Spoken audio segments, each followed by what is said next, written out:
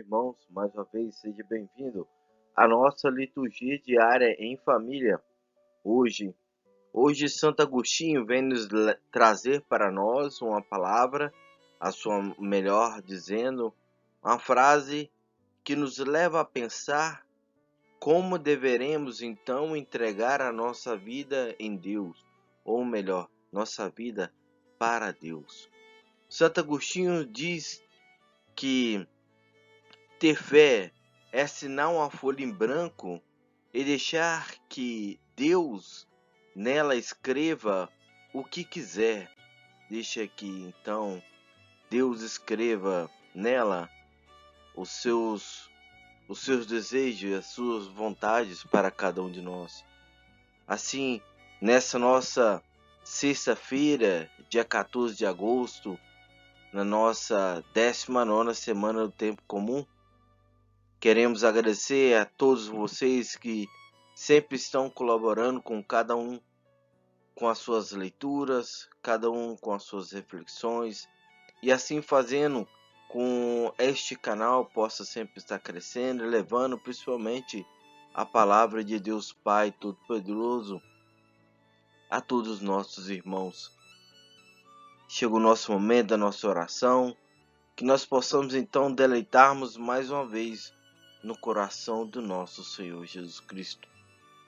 Aqueles que tiverem a oportunidade, pudesse fechar os olhos, olhasse para a imagem de Jesus Cristo, se posto na cruz, e olhando essa cruz, olhando esse crucifixo, olhando principalmente a imagem de Jesus, assim podemos refletir para dentro de nós aonde que está nos magoando, aonde que está sendo ferido, aonde que está sendo, nós estamos guardando as angústias, sofrimentos, para que possamos lembrar da cruz que nós estamos carregando em nossa vida, que possamos agora, neste momento, ofertar a Deus, ofertar ao nosso Senhor Jesus Cristo nos pés da cruz de Cristo,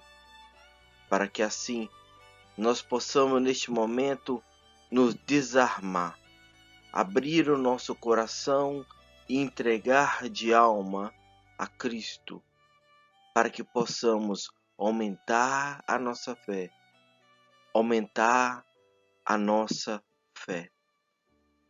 Pai amado, Senhor nosso, ó Majestade infinita, só existe um só Deus, acima de todas as coisas, acima de tudo, Pai, Filho e Espírito Santo, uma única unidade, mas em três divindades iguais, eternas. Pai, desejamos dedicar essa semana que está terminando ao vosso sagrado coração.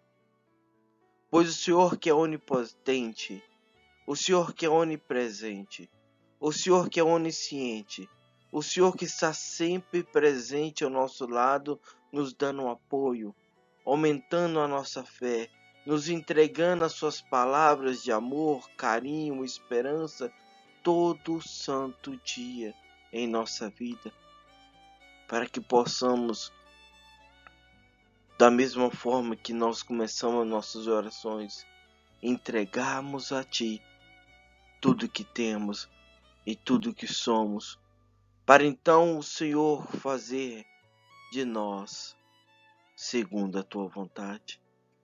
Pai, o Senhor sempre é digno de louvor, o Senhor sempre é adorado, o Senhor sempre é exaltado.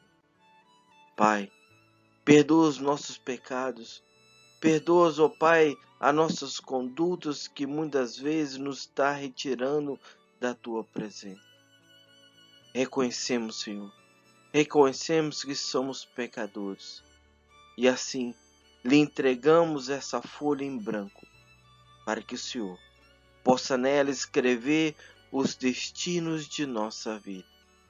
A Ti, ó Pai, toda honra e toda glória, hoje, para sempre. Amém. Leitura da profecia de Ezequiel.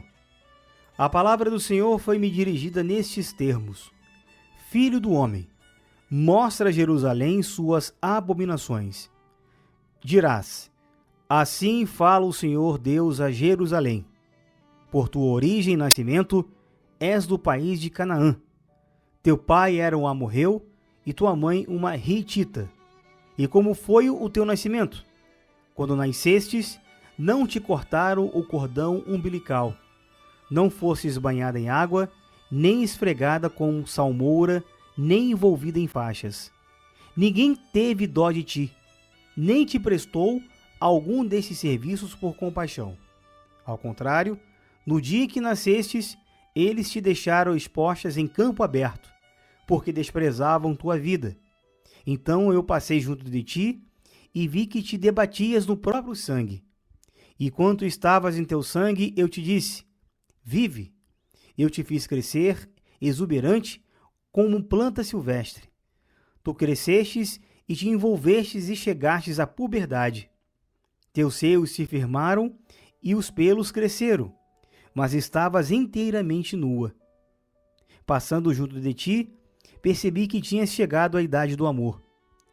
Estendi meu manto sobre ti para cobrir tua nudez. Fiz um juramento, estabelecendo uma aliança contigo, oráculo do Senhor, e tu fostes minha. Banhei-te na água, limpei-te do sangue e ungi-te com perfume.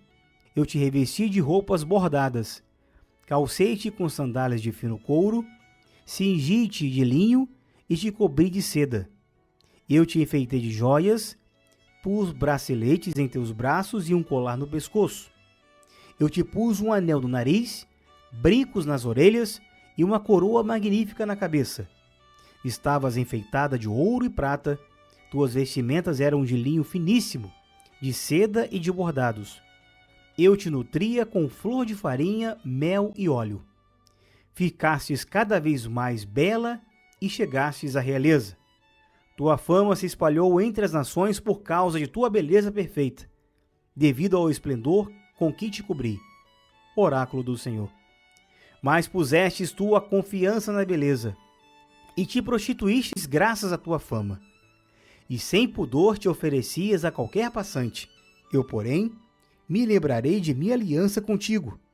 Quando ainda eras jovem, eu vou restabelecer contigo uma aliança eterna.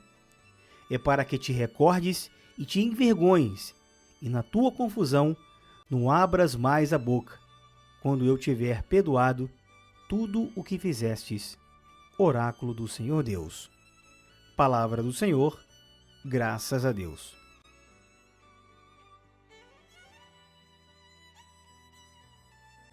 Salmo responsorial Isaías, capítulo 12. A resposta do salmo será: acalmou-se a vossa ira, e enfim me consolastes. Eis o Deus, meu Salvador. Eu confio e nada temo. O Senhor é minha força, meu louvor e salvação. Com alegria bebereis no manancial da salvação. E direis naquele dia: dai louvores ao Senhor. E invocai seu santo nome. Anunciai suas maravilhas dentre os povos. Proclamai que seu nome é o mais sublime. Aclamou-se a vossa ira, e enfim me consolastes. Louvai cantando ao nosso Deus, que fez prodígios e portentos. Publicai em toda a terra suas grandes maravilhas. Exultai cantando alegres, habitantes de Sião, porque é grande em vosso meio o Deus Santo de Israel. Acalmou-se a vossa ira, e enfim me consolastes. O Senhor esteja convosco, Ele está no meio de nós. Proclamação do Evangelho de Jesus Cristo segundo Mateus. Glória a vós, Senhor. Naquele tempo, alguns fariseus aproximaram-se de Jesus e perguntaram, para o tentar: é permitido ao homem despir de sua esposa por qualquer motivo? Jesus respondeu: nunca lestes o que o Criador, desde o início, o fez homem e mulher? e disse: Por isso o homem deixará o pai e a mãe e se unirá à sua mulher, e os dois serão uma só carne. De modo que eles já não são dois, mas uma só carne. Portanto, o que Deus uniu, o homem não separe. Os fariseus perguntaram: Então, como é que Moisés mandou dar certidão de divórcio e despedir a mulher? Jesus respondeu: Moisés permitiu despedir a mulher por causa da dureza de vossos corações, mas não foi assim desde o início. Por isso eu vos digo: quem despedir a sua mulher e não se em caso de uma união ilegítima e se casar com outra, comete adultério. Os discípulos disseram a Jesus: Se a situação do homem com a mulher é assim, não vale a pena casar-se. Jesus respondeu: Nem todos são capazes de entender isso, a não ser aqueles que é concedido. Com efeito, existem homens incapazes para o casamento, porque nasceram assim. Outros, porque os homens assim os fizeram. Outros ainda se fizeram incapazes disso por causa do reino dos céus. Quem puder entender, entenda. Palavra da salvação. Glória a vós, Senhor. Louvado seja o nome do nosso Senhor Jesus Cristo, para sempre seja louvado. Hoje, sexta-feira, dia 14 de agosto de 2020, a igreja celebra a memória de São Maximiliano Kolbe, presbítero e mártir. E a leitura de hoje, na primeira leitura de Ezequiel 16, ele apresenta uma alegoria, uma espécie de um pensamento figurativo de uma sucessão de metáforas, denunciando a infidelidade do povo à aliança com Javé, seu Deus. E esta alegoria, ela narra toda a história de Jerusalém como esposa infiel de Javé. Ou seja, Jerusalém desposada e elevada à realeza por Deus, se alia às nações, cometendo adultério e servindo a outras divindades. E por isso será castigada com a pena de morte para adúlteras. Ou seja, era uma linguagem que descreve a infidelidade de Jerusalém a Javé, que mostra o olhar masculino sobre as mulheres prostituídas. E Ezequiel recebe o encargo de fiscal, assim como está escrito lá em Isaías 58. E a Bíblia do Peregrino, lá na página 2040, ela diz que o delito cresce na boca do fiscal, pelos antecedentes, pela teimosia, por outros agravantes. A pena invoca a lei e acrescenta detalhes que agravarão a infâmia. Porque o ofendido fala e questiona, a sentença não assume tom objetivo e contido, mas soa intensamente de forma pessoal.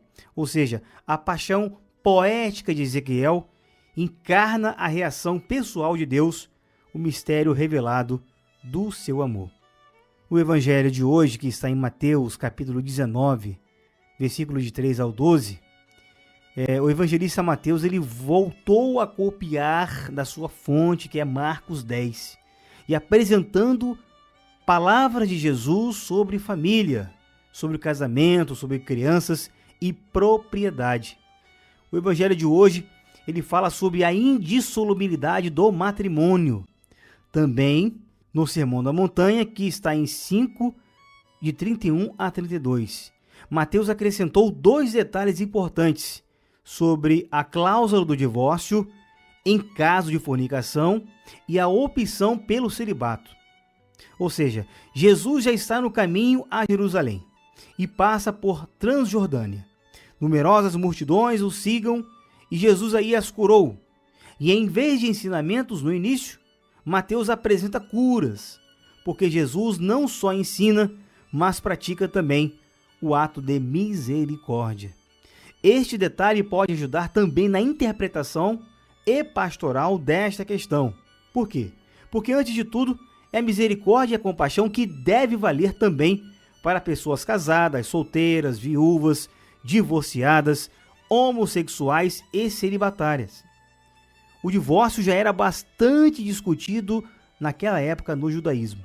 já que na lei está escrito: quando o homem se casa com uma mulher e consuma o matrimônio, e se depois ele não gostar mais dela, por ter visto nela alguma coisa inconveniente, escreva para ela um documento de divórcio e o entrega a ela, deixando-a a sair de casa em liberdade. Isso está escrito em Deuteronômio 24, versículo 1. E poderia se discutir também sobre o aspecto jurídico, né? Por qualquer motivo, ou seja, o que seria coisa inconveniente.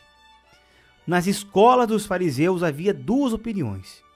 A primeira, o rigoroso Shammai, que admitia divórcio só em caso de adultério, e o liberal Hillel, por motivos mais fúteis, aquele exemplo fútil de não cozinhar bem.